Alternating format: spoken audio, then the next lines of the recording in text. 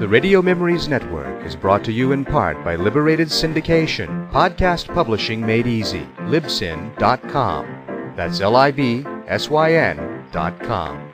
Journeys into American history. DuPont presents the Cavalcade of America.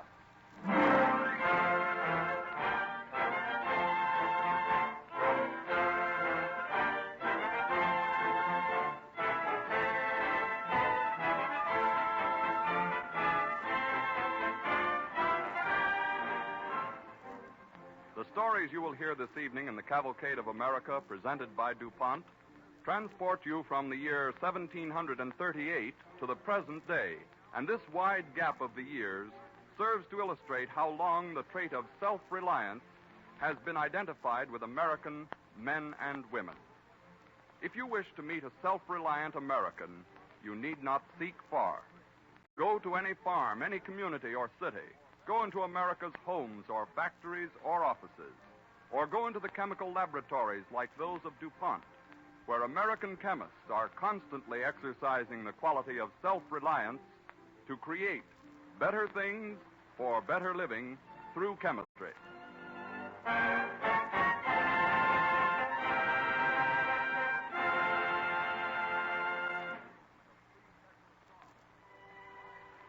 The DuPont Cavalcade Orchestra plays a special arrangement of two well-known spirituals, Nobody Knows the Trouble I've Seen, and Sometimes I Feel Like a Motherless Child.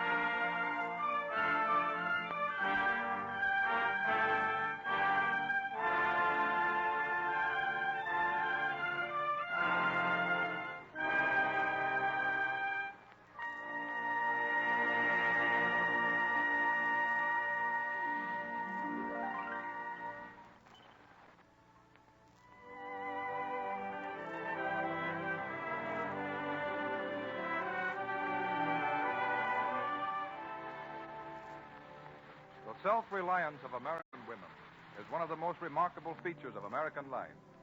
When this continent was settled, womanhood had few traditions of true partnership with men, of sharing an equal burden in a country's progress. Tonight, we bring you two stories of self-reliant womanhood. The first is the history of Eliza Lucas, beautiful and spirited daughter of the South, whose family settled in the colony of Carolina in 1738. Colonel Lucas, an English officer, has brought his family from the West Indies to the American colonies to improve his wife's delicate health.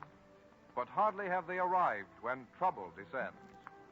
In the library of the Lucas plantation, Colonel Lucas and his wife wait tensely as their eldest daughter Eliza returns from a ball. Father, are you still up? Your mother and I are in the library, Eliza. I saw the lights as the carriage came up the drive. Mother, it was the most delightful ball I ever attended. I had the cotillion with Mr. Courtwood and a waltz with Mr. Pinkney. Oh, you're pale, Mother. Have you been ill again tonight? No, Eliza. But we've had grave news from London. Eliza, England and Spain are at war again. Oh, no. I can't believe it. The packet, Nancy, brought orders for your father's return to his regiment. Oh, you explain to Eliza, George, while I pack. Oh, Father, you can't go. I must go, child. What else can I do? But it may kill Mother. You know you brought us to America solely to help her. Eliza, sit here by my desk, for we have but a short time for many decisions. Yes, Father. Tomorrow, Eliza, when I sail, you will become manager of this plantation. I? Oh, but 'tis unheard of. Why, I'm only a girl. Yes, but I had you educated like a boy. You know as much as I do about accounting and farming. And it's long been my boast that you'd ride at a 5-barred gate before you'd sit down to embroider. But besides being a girl, I am quite young, sir. Yes, that's true. 18. And if I had trouble, to whom would I turn for help? To yourself, child. There will be heavy problems to deal with. The lands are so mortgaged that you may not be able to save them. But you will learn to meet troubles as they come. I'm sure of you, Eliza. I would I was sure. But think quietly, Eliza. Now, suppose you were a man and 35. Yes? What would you do to save this plantation? A bold stroke is needed. Why, I should plant indigo. Indigo? Why? Well, look at the wealth it's brought the East Indies. And England has no colonies that ship her indigo. Aye, but that's a far-fetched scheme. Why, Father? A planter could be bought from the East Indies, and the delicate seed could be shipped here, too. They say that Carolina's future depends on her finding a good export. That's true enough. Well, you may plant your indigo, Eliza. Maybe you can do something with it. Thank you, Father. If you're brave enough to leave, I ought to be brave enough to remain here. And I'll take care of Mother and Polly and our land. We'll be here when you come back.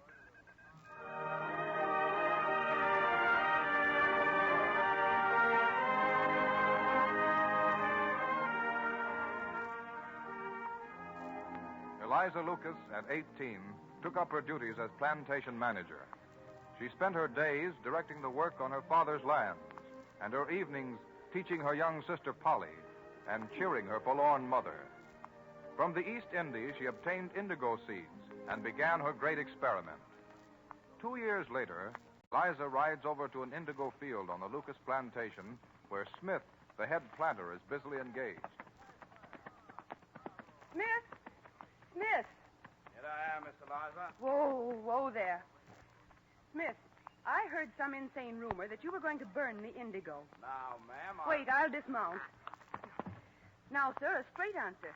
Were you or were you not going to burn it?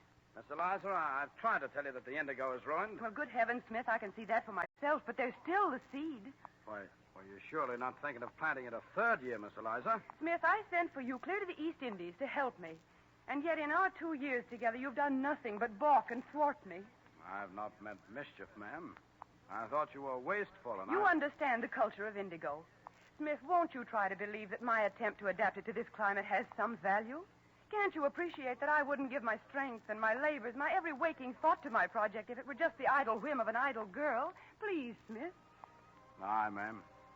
I see what you mean. I used to feel that way about plants myself when I was younger. Hey, Sam. Why, what's he doing? He's fired the brush. Now, wait, miss. Don't play the fire. Sam! Sam, put that out. Put that out. I'll help you. Here, wait. Oh, don't let it reach my plants. Oh, stamp on it, Sam, like this. Oh, get it out here. Oh, I'm getting it out here. Oh, my shawl. Wait a minute, I can beat it out with that, too. It nearly reached the indigo field. Oh, Sam. But I think that's safe now, Sam. Mrs. Eliza, never take such a risk again. Then don't disobey my orders again. Oh, no, miss. You're a brave girl. You near put a man to shame.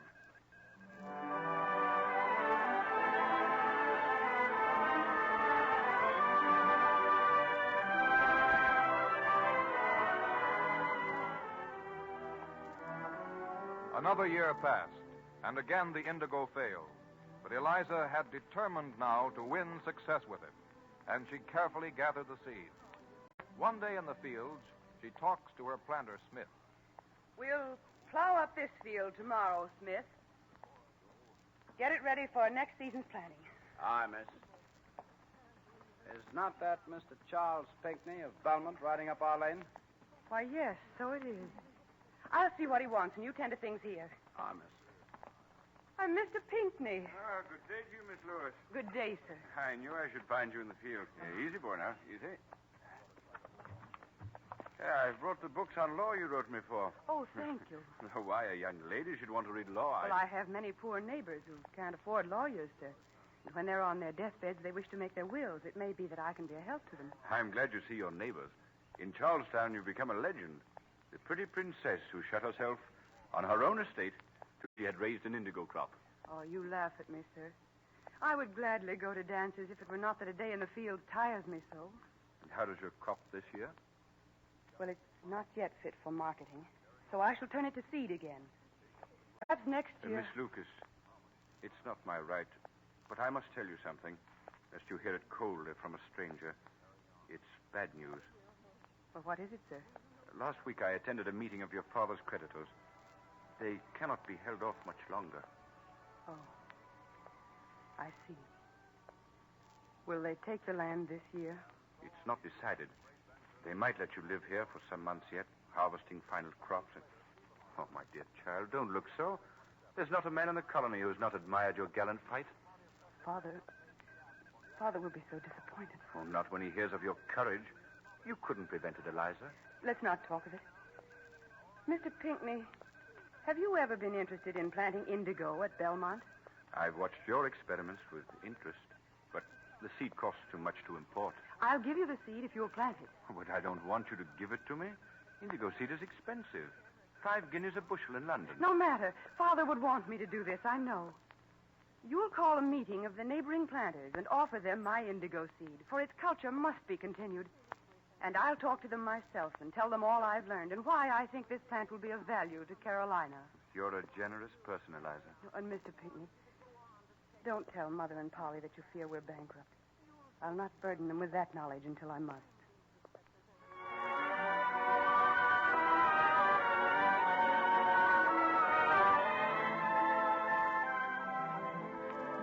Eliza felt that she had failed in her duty to her father. But word came that he would soon return to America, and she carefully put all to rights on the plantation, that he might see she had done her best. A few weeks later, as she returns from the fields, her mother meets her in the garden. Eliza! Eliza! Oh, yes, Mother. Oh, nothing's the matter, is it? You look flushed. Oh, it's excitement, dear. Word from your father. Mr. Pinckney just brought it. He's in the parlor. I came to tell you. Does Father return? Dear, he's not coming. Not coming? The king has appointed him governor of Antigua. We are to leave at once. We are to leave America? Eliza, dear, I feared this news would not be wholly welcome. You've grown closer to America than the rest of us. Yes, I can't imagine leaving it. Even to see your father again? Oh, yes, I want to see Father, but... Well, that, too, will be sad, for I must needs explain my failure here. Nonsense, Eliza. There's talk that the king will grant special bounties to all those growing indigo in this colony. So your failure is Carolina's new prosperity. Eliza, are you sure there's no special attraction for you in this place? Why? Have you never thought of a husband? Well, it's inevitable I should think of one. But I've had no time. It seems one suitor has sought you out in the midst of your indigo growing. Mother. Eliza, Charles Pinckney has bespoken my permission to ask your hand in marriage. Marry Charles Pinckney? Oh, I sometimes think, child, you care so much for plants and flowers that you have not thought of people. Oh, I cannot think at all right now. I know not how you regard him, for I fear your years of slaving have left you without a spark of romance. Romance, Mother. Oh, my feeling for Charles Pinckney is more than that. It's part of all I feel for Carolina. Then go to him, Eliza. He is at the house. You belong to him and to America. Yes, Mother. I think I do.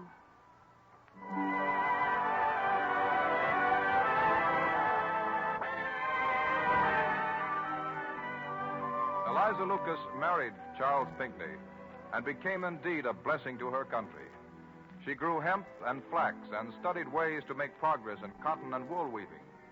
As the mother of Charles and Thomas Pinckney, she influenced them in the course that made them leaders in the American Revolution. When she died, after a long and useful life, George Washington requested the honor of being a pallbearer, thus paying his tribute to an outstanding woman of colonial times.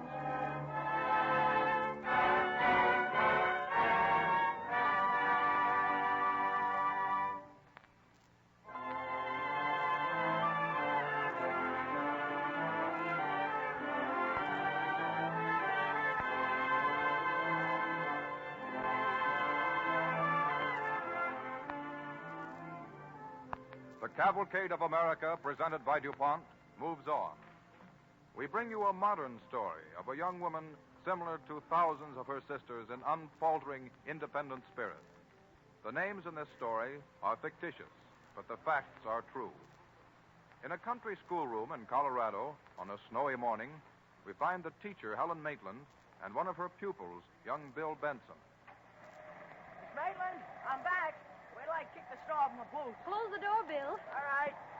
Did you call your father? Yes'm. He's outside with the bus right now. Good thing, too. Snow's getting deep. That's what I was afraid of. I don't like dismissing classes at noon, but I'll feel easier when the children are home. Maybe I'd better see if they're getting into their coats. Yes'm, they are. I looked in the cloakroom.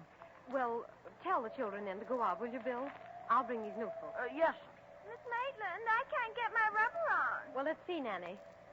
These aren't the right rubbers, that's the reason. They look like Betty's. Miss Maitland, can I sit beside you in the bus today? Betty, is this your rubber? Well, I don't Yes, know. it is. Well, here, put it on, child, and give Nanny hers. Wrap your scarf around tightly. Are you ready now? Yes, I'll carry your books, Miss Maitland. Oh, they're too heavy, Nanny. You open the door. Yes'm. Oh, heavens! The snow is blinding. Someday, Miss Maitland. Isn't it awful, Mr. Benson? All right, children. Get in the bus. Can you get up the step, Nanny? Yes'm, I can get up. Help them, Bill, will you? Yes'm, I will.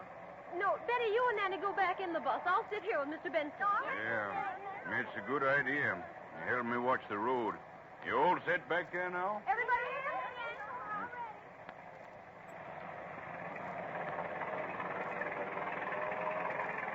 Goodness, I never saw a snowstorm like this. You can't see an inch. Yeah. It's a good thing you sent for me, Miss Maitland. I guess I never would have thought myself of coming around by noon. Yeah, we got a hard drive ahead.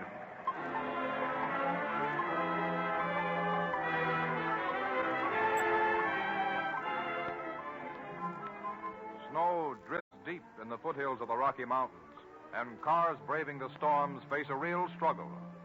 40 minutes later, as the school bus plows into a bad drift, Never mind, I'll sit still. Sounds like something broke. Are we stuck? We shall see.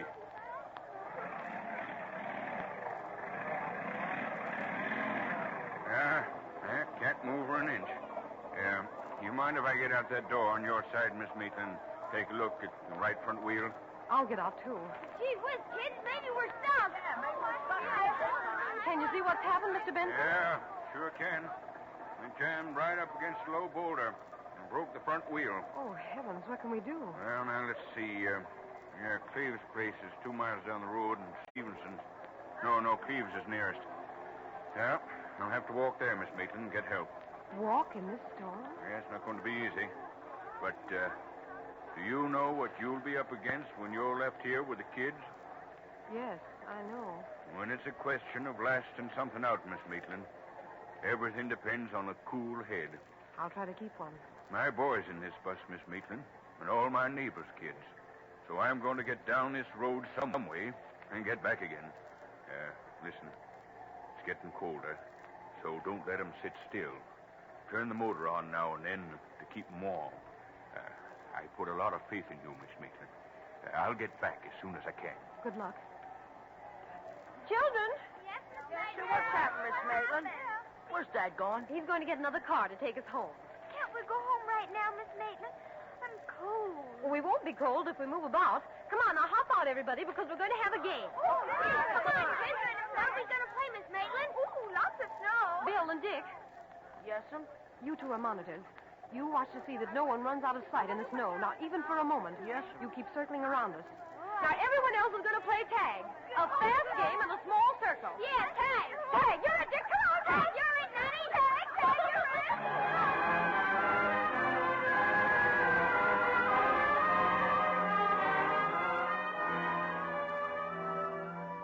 Snow falls thickly and softly.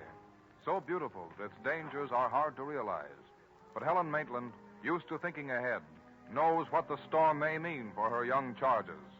She watches their play closely, coaxes them to keep active and not worry. But the cold grows sharper. And an hour later... Nanny, why are you sitting on the ground? Get up, child. I'm tired, Miss Maitland. I want to sleep. Get up, dear. We'll walk around till you feel better. I can't, Miss Maitland. I can't. Nanny, Oh, is Nanny sick? she's only tired, Betty. Give me a handful of snow. Say, is Nanny fainted, Miss Maitland? Can I help you? Stop her again, Bill. We'll put her inside the bus. All right. There's lots of snow. Thank you. I could have put it on her face. It'll rouse her, Betty. You go and play with the others, dear. I want to go to sleep, too. I'm awfully tired. Oh, Betty, dear, please mind me. Go join the game. All right, but I'm tired. Oh, don't put snow down my neck. Nanny, I'm going to pick you up and take you to the bus. Don't cry, please. I'll help you lift her, Miss Maitland. No, I have her. Bill, you Yeah? get the bottle of milk left in Dick Cleve's lunch basket. He never drinks it. All right. Hold open the door for me first. Yes. Easy, Nanny. I'll let you lie right here on this seat. Now I'm waked up and I'm cold again. It's better for you to be cold. I'm going to have to slap your cheeks and hands. Here's the milk, Miss Maitland. What happened outside? Say, it looks like Dick's trying to help Betty into the bus. Gosh, she's sick, too. Miss Maitland, Betty fell down. Couldn't seem to get up and first... Bring her in here, Dick. Betty, now, lie here. Don't cry. We'll take care of you. Dick, wait. You and Bill are my helpers now. Go outside and start a game. If the children get too tired, bring them in as quietly as you can. And don't frighten them. All right. We'll do the best we can. Come on, Dick. Won't they ever come and take us home? I hope so, dear. Put your arms around Betty and lie close together. I'll give you my coat.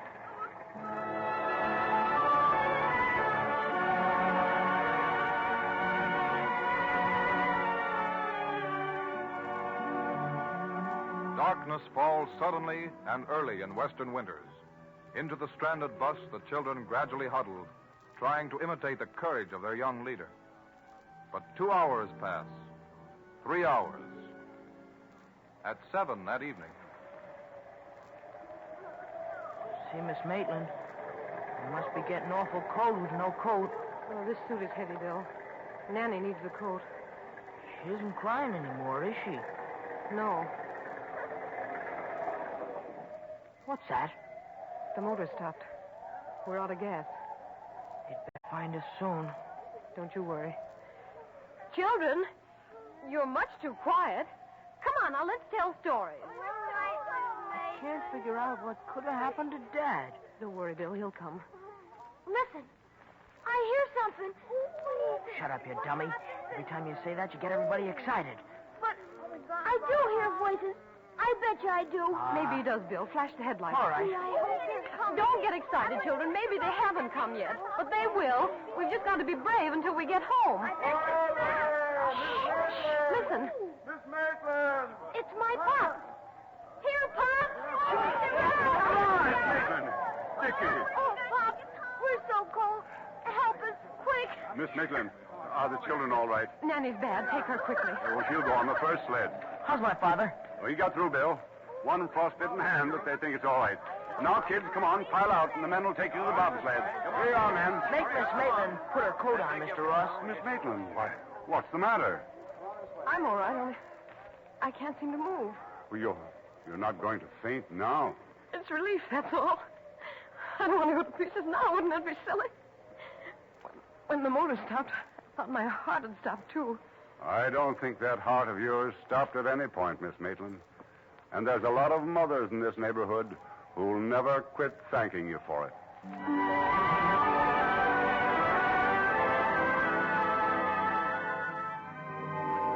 To Helen Maitland and to the men who helped her can be credited the lives of 10 children. This tale of simple heroism in modern life is a tribute to the independence and self-reliance of men and women in the Cavalcade of America.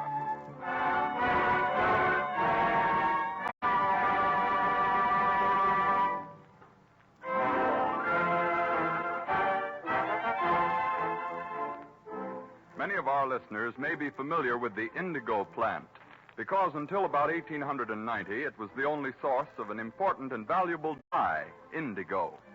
Then a chemist discovered how to make this well-known blue dye stuff in the laboratory. Even before that time, however, America had ceased to be an important factor in the growing of the indigo plant because other crops, such as cotton, were found to pay better. Today, chemically made indigo is so much better and lower in cost that cultivation of the plants for dye is carried on to a very small extent, mostly in Bengal, India. The development of dyes has been one of the great achievements of chemistry. And don't think for a minute that it stopped with the discovery of indigo. Research in DuPont laboratories is constantly being carried on to improve dye stuffs and to develop new ones. The chemist has created a veritable rainbow of colors for the use and enjoyment of everyone. Today, you can obtain dyed or printed goods in a great variety of attractive designs which will hold their colors through repeated washings. One of the greatest contributions that chemists have made to color fastness is a class of dye stuffs known as vat colors. These are the fastest colors known. Makers of shirting materials were among the first to recognize the advantage of using these vat dyes, so the men in our radio audience should be quite as interested as the women. Colored shirts are growing in popularity every year, for the use of DuPont vat dyes makes it possible to produce shirt fabrics that keep their colors throughout the life of the garment. Many housewives, when shopping, ask for fabrics that are vat dyed because they've learned that such colors last as long as the fabrics. DuPont chemists have played an important part in creating and producing American dye stuffs. Their work in this direction is one of the many ways in which DuPont fulfills their pledge, better things for better living through chemistry.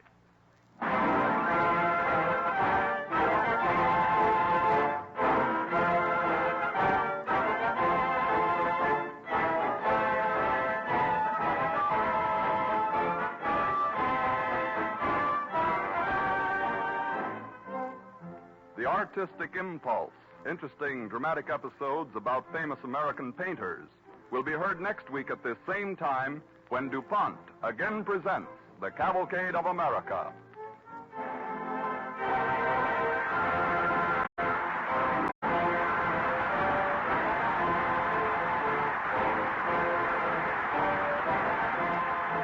This is the Columbia Broadcasting System.